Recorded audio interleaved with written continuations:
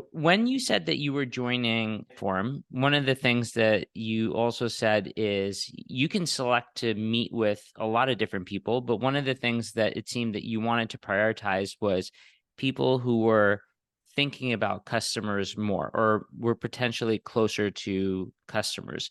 And the the question that I had for this is because I've heard a lot of product leaders and just in general, this is a thing that I hear often, which is every time someone listens to customer calls or reviews customer material, everybody agrees that it's something that's good for you. And when you do it, it gives you all these ideas. But for whatever reason, in a lot of the organizations that I've had, you know, contact with or talked about, it's one of those things that doesn't happen often enough.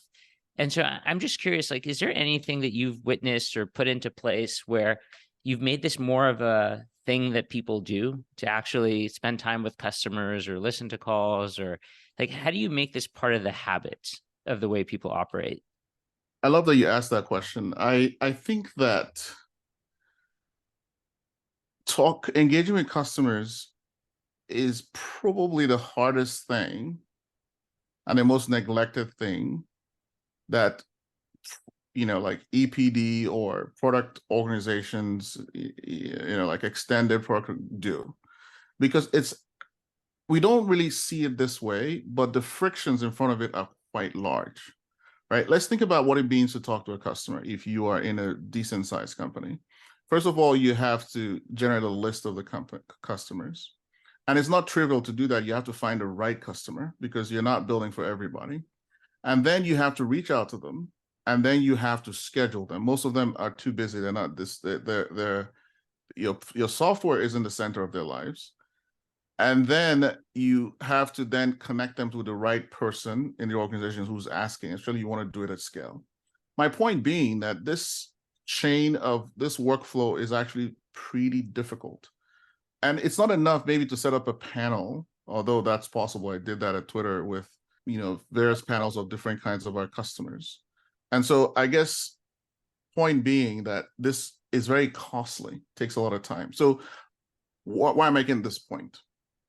Product leaders, first of all, should make customer connection a priority. I will push really, really hard at Twitter, but also everywhere I've been to make it a priority. Twitter was difficult because we had millions of customers, and so people just gave up.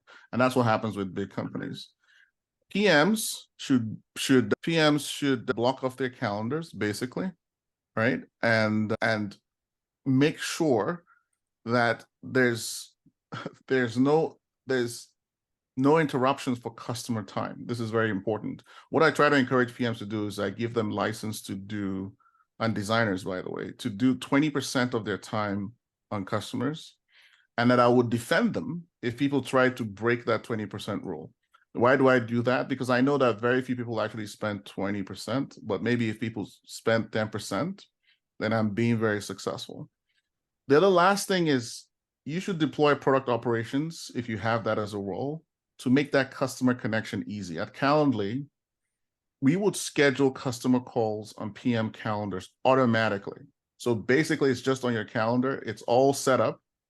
The customer is contacted, they've agreed, and it's on your calendar, right? And so as PMs and creative people walk through their week, they just dial into and talk to a customer. And so it becomes more habitual. We even had all the R&D people, including engineering and design, every 2 weeks go on support calls, those kinds of things. So I guess the point is it's hard.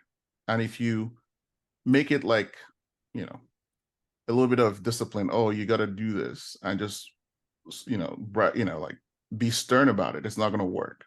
As a leader, you have to address the actual frictions involved and make it easy for people to do. And that's how you succeed.